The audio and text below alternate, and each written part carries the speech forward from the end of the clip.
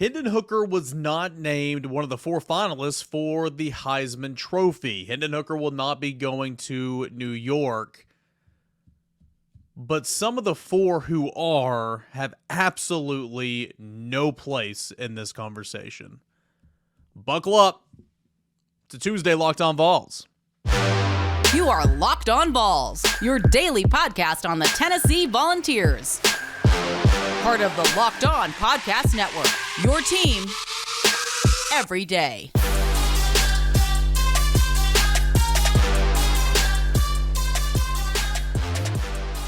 Hey everybody, welcome into it, your Tuesday edition of Locked On Vols. It is here. I'm your host, Eric Kane, @_Kaner on Twitter, @Locked On Vols.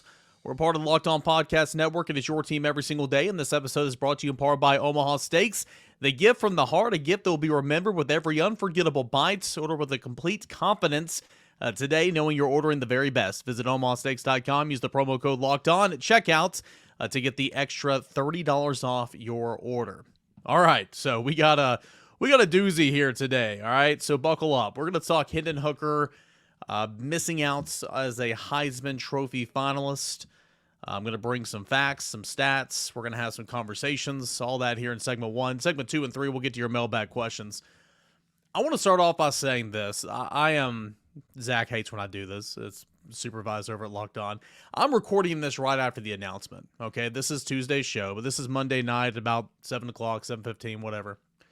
I did this intentionally because I wanted this to be raw emotion. I wanted this to be instant reactionary. And you guys know me, I am far from a homer. Okay, I do not try to be a homer. I don't go out of my way to try to be against Tennessee, but that's just not my style. And I think a lot of you guys respect that about me. At least I hope you do. Hendon Hooker not being named a finalist for the Heisman Trophy ceremony. I mean, what an embarrassment. What an absolute embarrassment. Sure, he was not a shoo-in. I'm not trying to act like this is the biggest upset in all sports history. He was definitely not a shoo-in. Going into the day, you knew that the odds-on favorite for the last 5-6 weeks, Caleb Williams, okay? You knew he'd be in there. You felt good about Ohio State C.J. Stroud. He's been in that conversation all year long. Max Duggan has made a real nice push the last couple of weeks. So you knew all that. Well, he's calling me right now. It's like he can hear me. That being Zach, if you're listening. And you couple that with Corum's injury, you couple that with Hendon Hooker's injury. There were no guarantees, okay? I'm not trying to act like this is the biggest upset ever. But when you break it down stat by stat, when you look at what the Heisman Trust looks for, there's no one more deserving to be a finalist. And I mean, Hendon was never going to win, okay? He's never going to win. So my quote-unquote outrage right now might be just a little silly because, again, he was never going to win the award, right? But it means something to be up there to be a top 4 finalist. It means something to not only the individual, not only the program, but to the family, to the fans. Tennessee fans do not have a good history with the Heisman Trust. Tennessee fans do not have a good history with ESPN, right? I mean, I know a lot of people listening or watching might be laughing and rolling their eyes right now because, again, a lot of times it's us against the world, right? It's Tennessee against the world, and it seems like that so many times, and a lot of times it's, for good reason, right? I mean, it's not a perfect fan base, but it's a good fan base. It's a passionate fan base. I love this fan base. I mention it all the time. You guys are the reason I get to do what I love. I love it.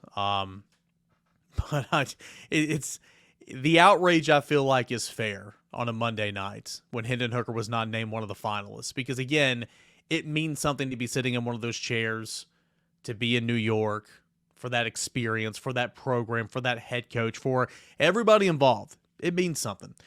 This is from the Heisman Trophy website. This is the Heisman Trust mission statements.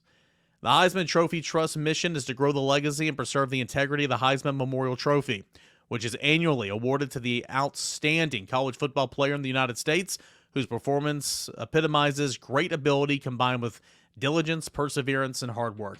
I am not trying to say that the other 4 finalists out there do not work hard. I mean, absolutely. CJ Stroud works hard, he's good. Caleb Williams works hard, he's good. Max Duggan took an absolute beating this past weekend. Gosh, he picked up a fan in me, right? I mean, there's a lot of you out there that are looking at TCU now after that performance in the Big 12 title game where he and the Horned Frogs fell short.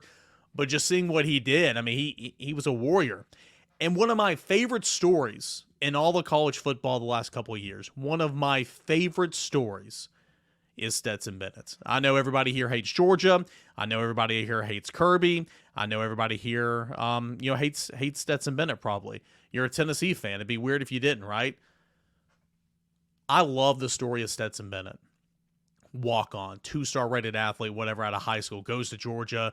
There's no place for him. Goes, what was it, guys? Junior college. Kirby calls him, begs him to come back. He takes over that room, and he's been the starter. Led him to a national championship. Led him to a perfect record in the regular season, an SEC championship, number 1 spot in the college football playoff rankings. I love the story of Stetson Bennett.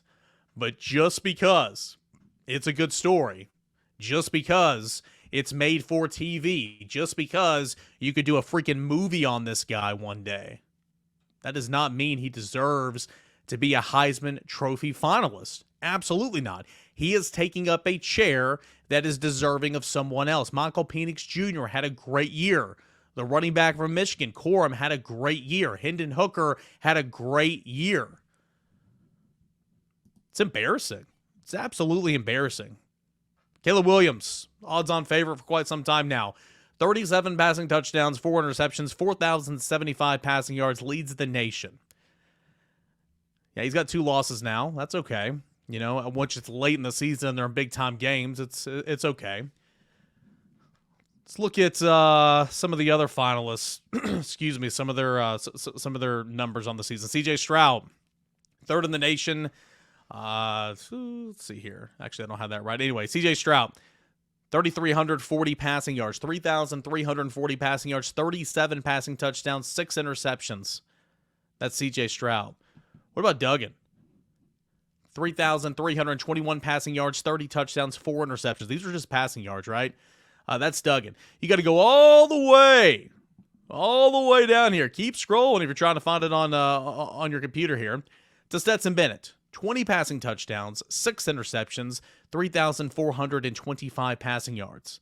Again, those are not bad numbers, but are those Heisman numbers? Absolutely not. Hendon Hooker, in 9 games this season, 3,135 passing yards, 27 touchdowns passing, 2 interceptions. Oh, man. List goes on and on. Let's continue to break down these stats a little bit. Bear with me, guys. I'm trying to find it. My phone, sometimes Twitter goes really, really slow on my phone.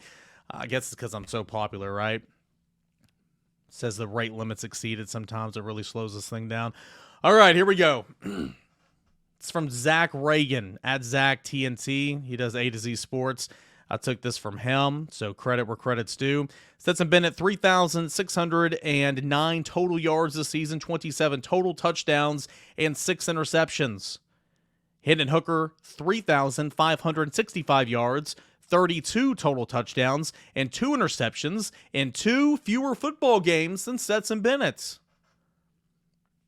Says a lot to lead your team to an SEC championship. I get it, man, but I mean, again, these stat lines in 2 fewer games, it's not even a comparison. Here's another stat I found. Hendon Hooker, this is against ranked opponents this season. It's not just a Stetson Bennett cry here, guys. That's against ranked opponents. C.J. Stroud, 5 touchdowns. Hendon Hooker, 15 touchdowns. C.J. Stroud, 2 interceptions. Hendon Hooker, 2 interceptions. C.J. Stroud, a 308.7 passing yards per game. Hendon Hooker, 260 rushing yards altogether, a 291.0 passing yards per game mark, 260 rushing yards, 2 rushing touchdowns. C.J. Stroud, 5 touchdown passes, 2 interceptions, 308.7 passing yards per game, 3 rushing touchdowns, or 3 rushing yards, no rushing touchdowns. So again, it's not just he's better than C.J. Stroud, or he's better than Stetson Bennett. It's some of the other guys in this category as well. Let's look at this. It's from Nathaniel Rutherford, formerly of RTI. Bennett, 3,425 yards, 20 touchdowns, 6 interceptions, 8.6 yards per attempt, 184 rushing yards, and 7 touchdowns. Hendon Hooker, 3,135 yards, so a little less there, 27 touchdowns passing. That's 7 more. 2 interceptions. That's 4 less than Stetson Bennett. 10.9 yards per attempt. 430 rushing yards. 5 touchdowns. Again, in 2 less games. Let's break it down even further, shall we? Hendon Hooker, a 175.51 passing efficiency rating. That is second in Power 5 versus the nation's 7th toughest schedule by ESPN's Football Power Index. So he's got the second highest passing efficiency rating versus Power 5 opponents in the nation's 7th toughest schedule. That's something. 9.53 yards per pass attempt. That's number 1 in the nation. You've got his touchdown to interception ratios at 32.2. That's of the 24 FBS quarterbacks who threw 25 or more touchdowns. Hendon Hooker threw the fewest interceptions altogether. 89.5. That's his QBR by ESPN. That is second in the nation. 441 yards of total offense against Alabama with 5 passing touchdowns in a win. That's the most since Johnny Manziel against Alabama in 2013. 69.6 completion percentage. That's number 4 in the Power 5 ranks. He has 2 wins over current college football playoff top 15 teams. That's tied for first in the nation. Of course, those wins came against Alabama and LSU. He has 5 wins over AP top 25 teams at the time of the meeting, combining for 1,817 yards of total offense and 16 touchdowns in those games. We can go on and on. We can spew this stat to this stat and this storyline to this storyline. CJ Stroud is deserving. Caleb Williams is deserving. Max Duggan is deserving. Stetson Bennett's deserving too. These guys are deserving to be Heisman conversational pieces. Do all 4 of these guys deserve to be in New York City over Hendon Hooker? Hell no. Absolutely not. It's an embarrassment. I mean, it really, truly is. You guys know me. I am not a homer. I do not see things through orange-shaded glasses. I do not intentionally go against Tennessee. It's just Homer, the Homer style in terms of broadcasting or in terms of journalism. That is not me. And you guys appreciate that about me for the most part, I feel like. But goodness gracious. I'll tell you what, there are some things that just, you got no words. Again, it was always a possibility that Stetson Bennett would get that 4 spot over Hendon Hooker. Hendon being named a finalist was never a given. Absolutely not. In fact, he got hurt and missed the last game of the regular season. Tennessee did not play in a conference championship game. All those are factored in. I understand that. I get it. But you can't tell me that a lot of this just isn't made for freaking TV. You've got the odds-on favorite and 3 other college football playoff quarterbacks. That's your 4 as the Heisman Trophy finalists. Woo! If you're a Heisman voter and you voted in a Stetson Bennett over Hendon Hooker, you should be ashamed of yourself. Again, love the story. Love the story. I do. I love that story. Against all odds, all that type of stuff. Just because it's a good story. And honestly, just because it's kind of legendary status if you're a Georgia fan. It really is if you think about it. Put yourself, say you're a Georgia fan. Kind of try to think that way right now. The story of Stetson Bennett, again, coming on, national championship and all that type of stuff, it's kind of legendary. But that does not mean that he deserves to be a spot in New York over someone, in my opinion, deserving like Hendon Hooker. So anyway, best of luck to these guys. I mean, truly, like I don't dislike Stroud or Williams or Duggan or Bennett. I don't. I just don't think all 4 of those guys should be in over a Hendon Hooker. So, hey, that is my soapbox. Let me climb down off it right now. Let's get back into it. We'll get into your mailbag questions right here on a Twitter Tuesday. That is coming up next on Locked On Vols. Hope you guys will stay with me here. I hope I didn't shoo anybody away or make anybody mad or just kind of went off there for a little bit. But, hey, sometimes it's needed in my opinion. Omaha Steaks. Holidays are here. Achieve gifting greatness when you gift the perfect aged, tender, and delicious Omaha steaks. The steak experts at Omaha Steaks have put together a special curated gift packages to help you take the guesswork out of gifting and make you a holiday hero. Go to omahasteaks.com. Take advantage of 50% off site-wide. Plus, use that code LOCKED ON at checkout. You're going to get an additional $30 off your order. Send an assortment of mouthwatering favorites guaranteed to impress, like, hey, the legendary Butcher's filet mignon, air-chilled boneless chicken, ultra-juicy burgers, and even easy-to-prepare comfort meals that can be ready in a flash. I told you guys this. You know my story with Omaha Steaks. I gifted it to a couple of the guys in my life, like my dad, my grandfather, soon-to-be father-in-law, soon-to-be stepfather-in-law, and they loved it. I mean, it truly is. I mean, you know, the clientele here is, I know there's some awesome females, awesome ladies out here that watch us and listen to us, and I love you guys, and thank you so much. We're predominantly a male podcast here. We don't like to think too much, guys. Take the guessing out of gifting and do your shopping over at omahasteaks.com. $50 off site-wide, plus use the code LOCKEDON at checkout to get an additional $30 off your order. Again, that is omahasteaks.com, promo code LOCKEDON, and make it easy on yourself this holiday season. All right, guys, welcome back into your Tuesday edition of Locked On Vols. I said my piece about the Hendon Hooker situation there in segment 1. I hope you guys enjoyed it. Let me know. Fill up those comment sections. I'm sure you will anyway, and Georgia fans will find their way in there as well. That's how it usually works. You can also find me on Twitter at _Caner and at Locked On Vols. Can't thank you enough for being here, guys. Really, really do appreciate it. As you know, Tuesdays is your day to take over the show. Your voice can be heard. Let's get into the mailbag edition of it. Let's go to VFL first. As it's portal season, which Vols are in the portal and who are we targeting out of the portal? Well, of course, we know the first official day for underclassmen into the portal was yesterday. Nobody new enter the portal that we didn't already know about. Remember last week you had 5 guys announced they were going to: tight end Miles Campbell, receivers Jimmy Holiday, Jimmy Callaway, and 2 running backs, Laneith Whitehead and Justin Williams-Thomas.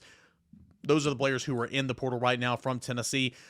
We will see. This is always a fluid situation. It changes daily, but a couple of targets that I could see Tennessee kind of zeroing in on and trying to maybe, transfer to Tennessee, guys who are officially in the portal. UCF wide receiver Ryan O'Keefe, Oregon wide receiver Dante Thornton, and we already know the tight end that was offered last week by Tennessee from Division II Shorters University, Kyle Morlock. He's a tight end, and he's anything but short, 6'7", 250 pounds. So those are some targets in the transfer portal right now. Of course, that can change by the day, guys. They can see him in person, decide they didn't like him, or obviously they can find new targets as well. Let's go next to Colin, and Boggle also wants to know kind of on this situation. I'm reading Colin's question now. As much as you love baseball, and if you're watching on YouTube, you obviously know I love baseball. Got the bobbleheads behind me. And the way you love the transfer portal shaking up, I have dreamed of asking you this question. All right, Colin Castleberry, let's hear it. Are the Vols buyers or sellers this offseason? Well, I mean, of course they're going to try to add to their roster, right? I mean, that's the nature of the beast. That's the nature of college football these days. You're trying to improve your roster every single offseason by every means necessary. And now it's illegal, transfer portal. There's windows there to where you can go in and you can recruit and try to bring guys to your campus. So Tennessee's definitely going to try to be buyers. In terms of sellers, like, what do you mean by that? Scholarships are scholarships, right? You can have those end of the year meetings, which Tennessee had last week, where the head coach meets with everybody on the football team, and the position coach meets with everybody in their position room one-on-one, and have discussions and be frank about things like, hey, if I'm a player saying, hey, I was third string up a scout team this year, or I just did special teams, is there a future here for me, or would I have a better opportunity if I look somewhere else? And the coach could say, yeah, man, never say never, but it's going to be tough for you here. And then it kind of encourages someone to go in the transfer portal. Yeah, sure, that can happen. But Tennessee can't just say, hey, I don't want you back on the roster, so you need to leave. You can't do that. So nonetheless, Tennessee will be buyers for sure. Tennessee will try to improve its roster any means necessary. Colin, good question there. Let's go to Alan. Alan wants to know, let's see here. Alan as well as Hunter. Allen and Hunter both want to know kind of some Joe Milton stuff. Do you think it's possible that Milton shows enough in the bowl game this year to garner enough pro interest and declare for the draft this year? What kind of game would he need for that to happen? Could he get drafted this year purely based on his arm strength? Also, second question, separately but related. Several quarterbacks have already entered the transfer portal. Which ones would be the best to run our offense immediately? Yeah, I think you're just asking this to get my opinion because, again, I've said many, many times it will be – I will not say Tennessee would never take a quarterback from the transfer portal this offseason because, like I've said, it's fluid. Things change every single day. But remember, Joe Milton's the expected starter next year. You have Nico coming in. You have Taven Jackson on the roster. It's not a very appealing place to be a quarterback, right? I mean, if you're from the portal, because you're looking for an opportunity to start. I feel like you're asking this question in terms of if you just take one who could run the offense really, really well. That's how I'm going to answer it. Spencer Sanders from Oklahoma State. He's been there forever, right? And I think he has 1 year of eligibility. He entered the transfer portal yesterday. Really, really good talent. I think he could run this offense well. That's just the one who popped into mind. I am not saying Tennessee's going and trying to get him. Again, I've maintained the position of if you are a transfer portal quarterback right now, it's going to be really tough if you want to come to Tennessee. That's why I don't think anybody's looking at Tennessee. As far as the first half of that question with Milton, probably not. Like say Joe Milton went out and declared for the draft this year, which he's not. He wouldn't get drafted, but he would be in a camp. He would be given an opportunity to, like, somebody would try to snatch him up as an undrafted free agent immediately, right? Because you see the potentials there. That's just my opinion. Would he, in terms of having a game in the bowl game to where he could jump up on some radars potentially, but I don't think that much to make him a draftable quarterback right now. That's just my opinion. So I wouldn't worry about that whatsoever. Let's go on to K Wayne 1800. Always chiming in here, giving us thoughts. He has something I want to read here. So this has been a great year, but it also has been a major disappointment in the way Tennessee lost to South Carolina. It's easy for us as fans to allow emotions to get in our way, and we look to the future. I know some are over-optimistic and some are super negative because of our defense, Big Joe, the so-called culture problems. Someone in your position is forced to take emotions out of it and make rational judgments. A little emotional there in segment number 1. I'm not going to lie to you. So following this year, are you more optimistic about our future, less optimistic, or about the same? I mean, how in the world could you not be more optimistic, right? This team was projected by many, myself included, for 8 wins. I think the official total was 7.5, and I said sprint to that over, right? I mean Tennessee could crawl to 8 wins this year. I think it's kind of how I phrased it. So, how could you not be optimistic? Year number 2, still dealing with some talent issues on this roster, and it's up to you to coach that up, and Tennessee's done that for the most part. It's up for you to recruit well and develop well and all that, but yeah, how could you not be optimistic? I'm super optimistic, knowing that Tennessee's going to lose a lot from this year. Tennessee lost a lot from last year, and Velus Jones, Javonte Payton, they lost a couple of guys on defense as well, but Matthew Butler was a guy that played over 800 snaps on the defensive line last year. You're gonna lose even more potentially this year. That's just the nature of college football, the nature of being a good football team. But man, the development, the culture. I understand a lot of people are wondering what the heck happened to South Carolina. Look what happened at Vanderbilt a week later. Come out and it looked like the defense was supporting the offense in that game, right? That's just had a horrible game, but nonetheless, 100%, I am more optimistic about Tennessee in the future after seeing this past season. We'll get one more. In here on segment number 2. Let's go to James. Actually, I'm going to save that one. It's a little bit long, and we will go ahead and go to Devin. If I can find here we go, Devin.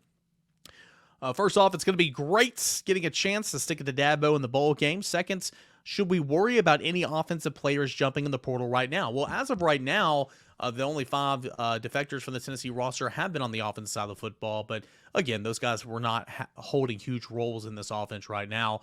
Of course, Jalen Hyatt could potentially go pro. Darnell Wright could potentially go pro. Cedric Tillman will go pro. I mean, he's a true senior this year. Anybody else just want to leave on offense? I don't think so. I mean, again, I'm not saying never because, again, that's just, things can always happen. Things move quickly, but I don't think so. I really, really don't think so. All right, we'll come back, get some more of your questions. We will lead off with James in segment number 3. That is coming up next right here on Locked On Vols as we continue on with your mailbag questions. All right, guys, can we pause for just a second? Okay, we're paused. Great, because you're going to want to try this. I'm talking about Built Bar's new re-imaged flavors.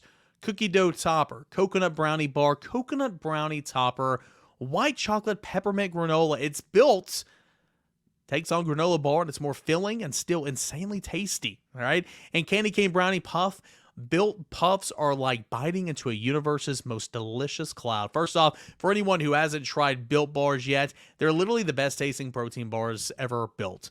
They're revolutionary. They're revolutionizing nutrition as we know it with 100% real chocolate, 17 grams of protein, and shockingly low sugar and calories, 130 calories. Just sink your teeth into that first bite, and it'll change your life forever. Not lying, guys. Not lying. I'm not kidding. There will be a time before you try these Built Bar flavors, and you're not going to want that time. It's magical, wonderful time afterwards. You're probably wondering which new flavors are my favorites. An unanswerable question, to say the least. They're all unbelievable, and they're all different, so you can order a mix box and try all 5 flavors for yourself. Stocking stuffers, guys. Built, you got to try this. Get 15% off your order right now by using the promo code LOCK15. All that is at Built.com.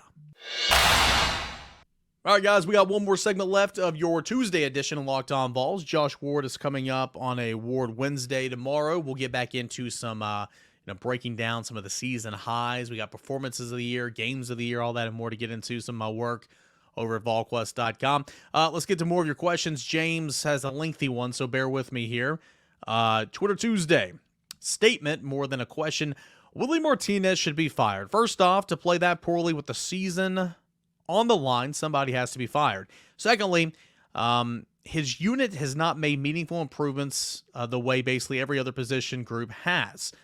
The obvious reason to that is the secondary lacks talent. To that, I say exactly. It's his responsibility to bring in and coach up players to succeed against SEC offenses, and he has objectively failed. He goes on. For context, in 2020, this is a good point. I remember reading this earlier. In 2020, when JG was struggling, the coaches said he's the quarterback that gives them the best chance to win. Rightfully so. A lot of the media members pointed out, though, that it still didn't exonerate Chaney, second-year OC, and Winkie, second-year quarterback coach, because their job was to get good quarterback play, whether it's be bringing guys in or coaching them up. And the same logic was true 2 years ago at the most important position in football. It certainly remains true in the secondary today. All right, that was a lot. Good points too, James. Good points. A performance like that in South Carolina should not be forgotten. 100% agree with that. That was horrific. Secondary was piss poor that game. I will remind you, however, again, defensive line has a lot to do with that. Linebackers have a lot to do with that. I wouldn't just single out one position group because it's them that are not making the interceptions or making the tackles or getting beat or whatever. Defense is all so tied together. It just truly is. It was not a good performance, though. Another point I would say, Willie Martinez does not coach the entire secondary. Willie Martinez coaches the corners. Tim Banks, the defensive coordinator, coaches the safeties and the nickelback. And you're probably just saying, okay, well, who cares? You'll fire Tim Banks. I mean, okay, you can shift the focus there a little bit. I don't have an answer. Really, I don't. I think Tennessee's gotten better with some individual players. I think what Danico Slaughter did this year was really impressive. I think what Brandon Turnage did at times this year was really impressive. I think Tamarion McDonald has a lot of holes in his game, but I think he's improved so much. I like Wesley Walker a lot. The safeties were not good. The safeties have not been good. Kind of just is what it is, right? And I understand they are where they need to be. They're the leaders. They're good enough to play at this level. At least good enough to be at this level, I guess I should say. But what about the guys behind him? It's a fair point. Andre Turrentine, brand new to the system this year, came over in the summer. He's still a young guy, was a true freshman at Ohio State a season ago. Jordan Thomas, true freshman here at Tennessee right now. Danico Slaughter potentially could have played one of those spots, and maybe he should have early on, but late in the season he couldn't, right? They had to play him at corner.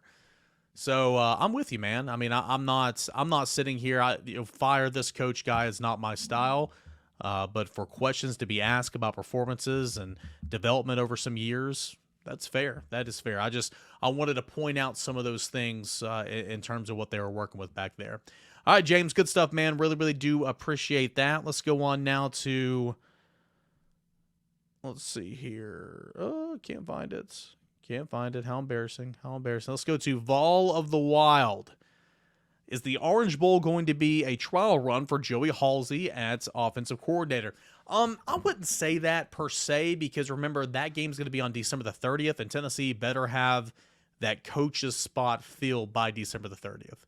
So, again, like I said on yesterday's show, I feel like it'll be an internal promotion for Joey Halsey, and Heupel will go out and hire a tight ends coach to come in, and then Heupel will have even more of a hand in the offensive game planning, offensive play calling, like he did at the beginning of his tenure with Alex Golesh. That's what I think will happen.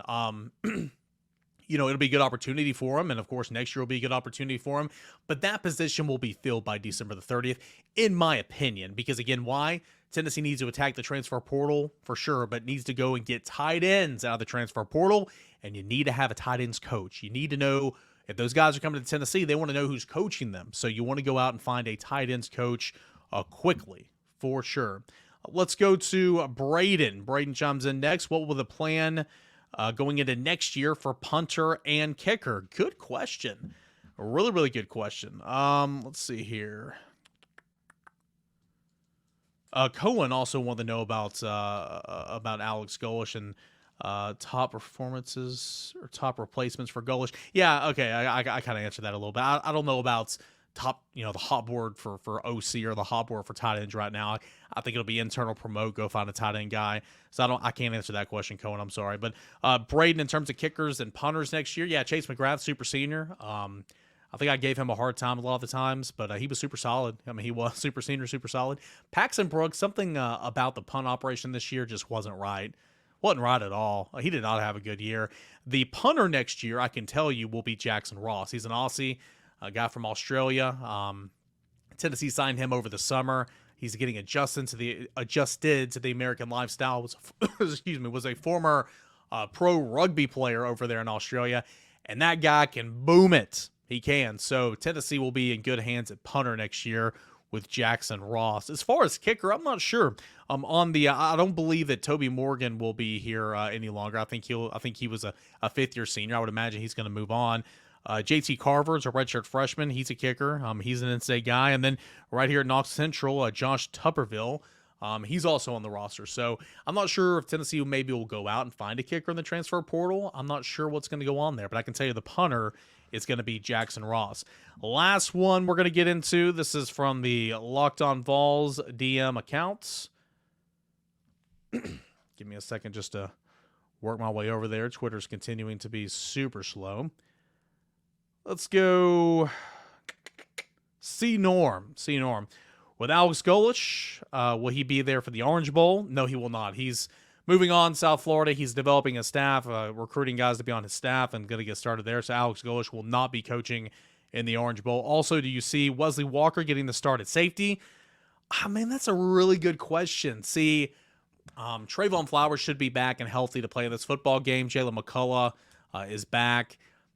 He should have started there a long time ago. I said Slaughter at safety. I forgot about Wesley Walker. Wesley Walker can still play nickelback as well, split time with Tamir McDonald, but also go back and play safety. Wesley Walker needs to be playing somewhere for sure. He's good enough to be a starter. He's one of the better ones in my opinion.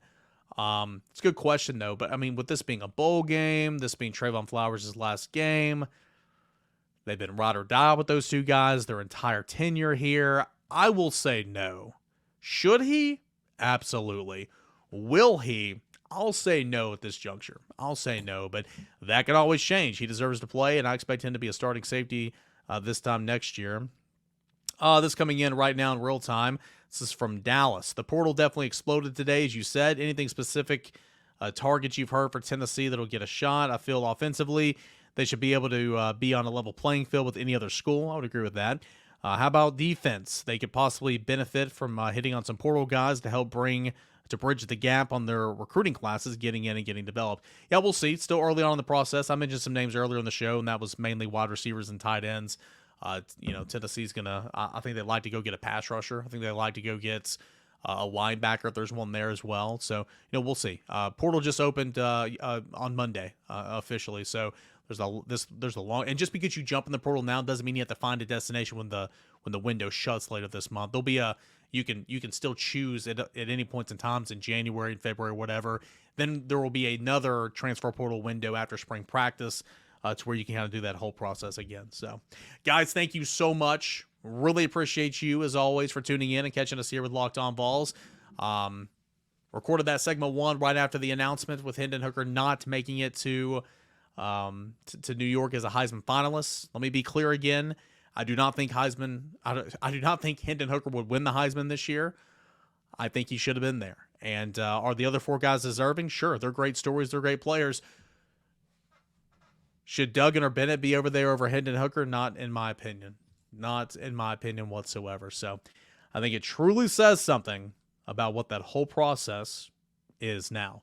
You have the odds-on favorite Caleb Williams and then 3 other college football playoff quarterbacks, and those are your 4 Heisman finalists. So anyway, hope you guys enjoyed the show today. Know it was a little bit long. Sorry about that. A little lengthy segment number 1. But as always, thank you so much for making Locked On Vols your first listen. Check out Locked On Sports today. Make that your second listen right behind Locked On Vols, your first listen each and every day. We'll have Ward Wednesday tomorrow. We'll continue to break down Tennessee's football season and all the news of the day right here on Locked On Vols.